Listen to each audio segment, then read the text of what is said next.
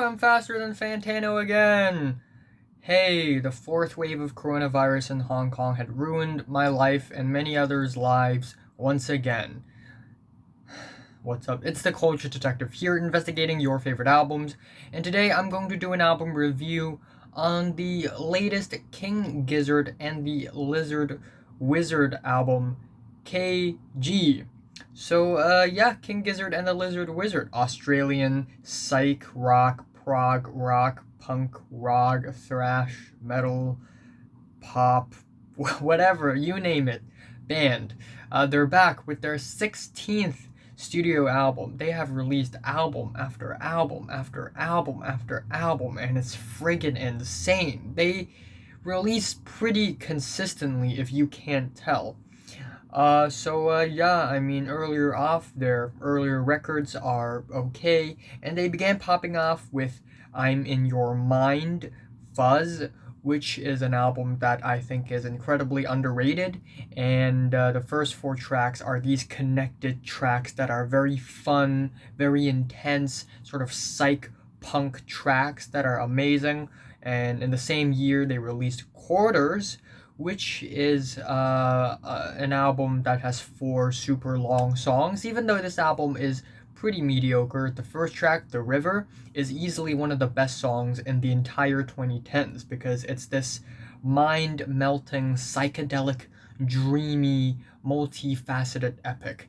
And of course, we have Paper Mache Dream Balloon, which is a more soft, indie side of King Giz, and we also have Nonagon Infinity in 2016, which is my favorite album from King Gizzard.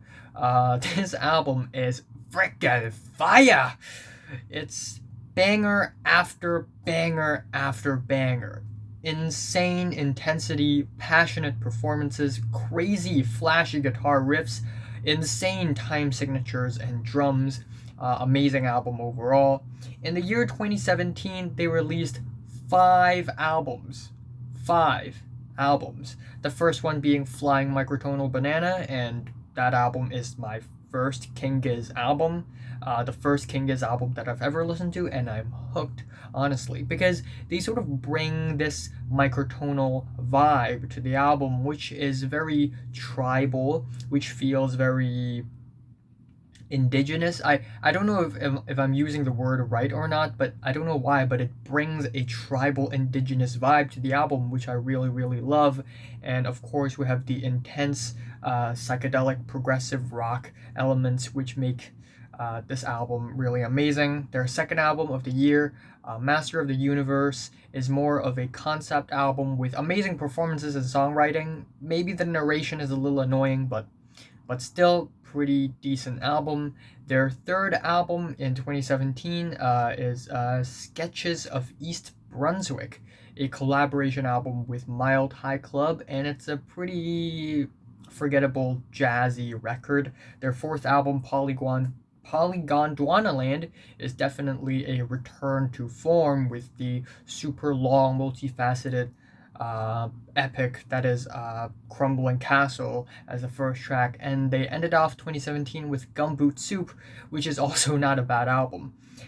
They took a break in 2018, and then they released 2 albums in 2019.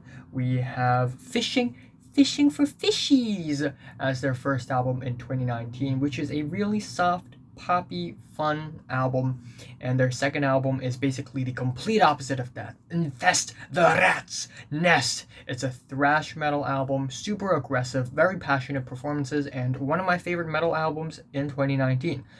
And of course, not even a year had gone by, and they had released KG. And KG.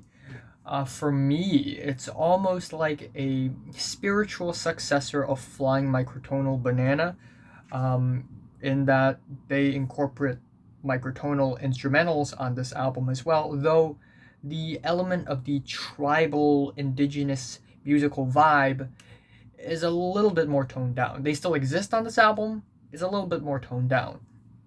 And aside from that, they also sound a little bit more modern this time, incorporating a lot more electronic elements.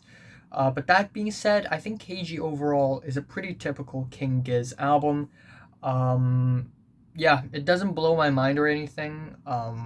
Though, that being said, this is still a really friggin' good album. Really friggin' good. The album starts off with the intro track KGLW, and it's a tribal microtonal flavored intro which builds up to the second track, Automation. And yeah, Automation is a pretty typical King Gizzy psych rock track with a very psychedelic rock riff, which is pretty sinister, which is really nice. And then we have lyrics about unity, I believe, and it's such weird lyrics. King Gizzard is no stranger to weird, odd lyrics, and the lyrics on this track is just about superorganisms and mutations, and I like that. I like how odd their lyrics can be.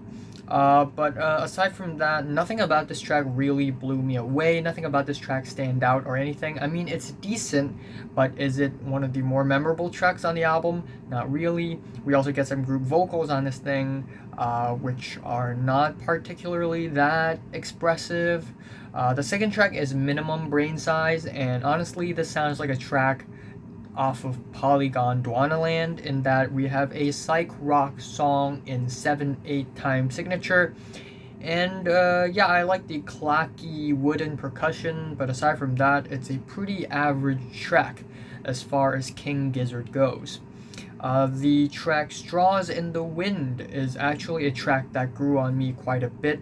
It's a more low-key song, it's more of a ballad, but we have Ambrose singing the song, and his vocals are pretty eccentric at times, and it gives this track quite a bit of personality. I like the skippy guitars, the changing tempos are really fun, and we have a bagpipe solo at the end to spice things up, you know, and it's a pretty fun track. I like Straws in the Wind. Also, we have lyrics about, you know, the end of the world. You know, we are like straws in the wind. We can get blown away. We can break apart very easily, you know, and I like that lyrical topic. The track Some of Us, yeah, this track is, in my opinion, the weakest track on the entire album. Again, microtonal keyboards, vocal layers, the instrumentals, it's so botched and dense, and not in a way it's abrasive or anything. It's dense, and it just kind of ruins the experience for me. Even though we have like 20 seconds of quick groovy guitar solo at the end, it still doesn't save the very unnecessarily dense instrumental in the entire track. It's just kind of distracting.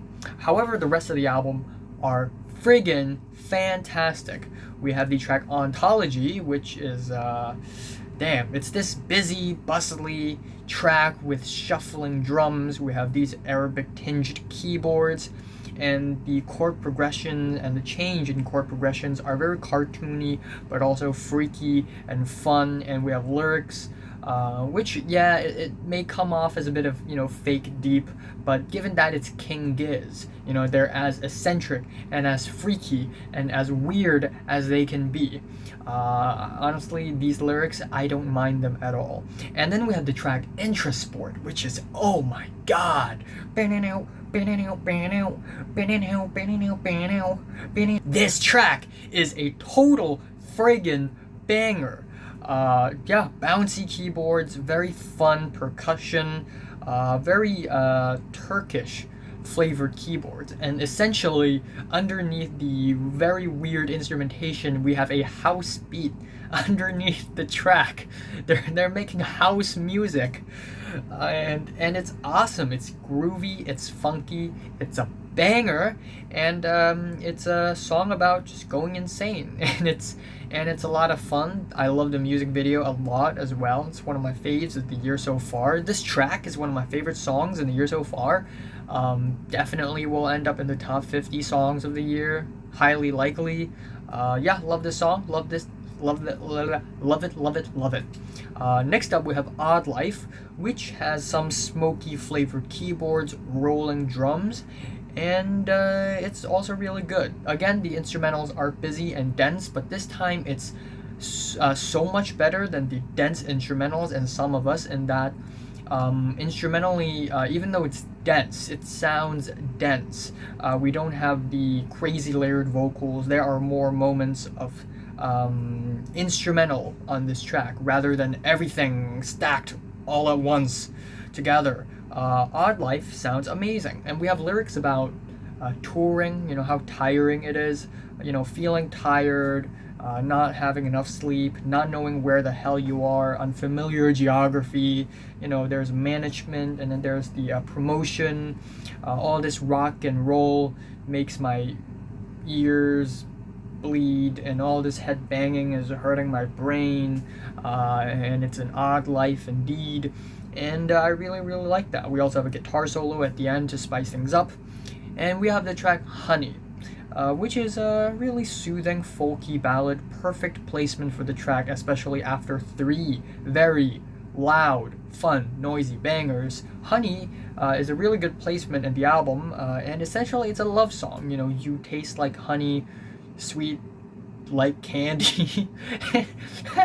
Even though it's a love song, it's very much in the vein of the King Giz style. So it's a weird ass love song, and I really, really love it, honestly. I love the folky acoustic guitars, and Stu McKenzie's soothing vocals, really, really nice. And the album ends off with stoner metal track, The Hungry Wolf of Fate, with these heavy, loud, distorted guitars, and also these super quiet, stripped back verses, which is one of the complaints I have with this track, is that the verses are super quiet, and then we have the super loud choruses, which sound amazing, and it sounds a little jarring. But aside from that, conceptually this track is amazing, and there's a lot of potential in that. So yeah, this track is still not bad. So yeah, overall, King Giz KG, pretty special album. Of course, you get your pretty average, typical, basic Psych-Prog rock in the first leg of the album, and then in the second half you start getting these Arabic tinged video game music-esque bangers, Turkish house, stoner metal, psychedelic folk, maybe a bit of crowd rock. King Giz just being creative and weird and eccentric as they usually are, and I like a lot of the tracks on this album. But yeah, I won't say it started off strongly. It started off pretty weak, but I still think it's pretty good. So for now, I'll say my favorite track here is Intrasport. My least favorite is Some of Us. I'm giving King Gizzard and the Lizard Wizards KG a strong 7, maybe to a light 8 out of 10. Maybe to a light 8, 8.0. 8.0, okay? 8.0. So, have you listened to King Giz KG? From 1 to 10, how much you rate it? Like it, and subscribe if you want more. And thanks for watching. I will be reviewing Chris Stapleton and Undeath very soon. And I will be reviewing some surprise album reviews if I have time, even though it's already November 24th. And, the second half of December is going to be completely dedicated to lists. But I'll see if I have time, I'll see.